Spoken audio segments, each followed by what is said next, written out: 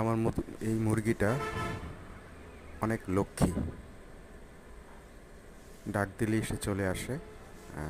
আজকে সে আমার কাছে এসে কিছু একটা বলতে চাচ্ছে, কিন্তু আমি তার ভাষা ঠিক বুঝতে পারছি না।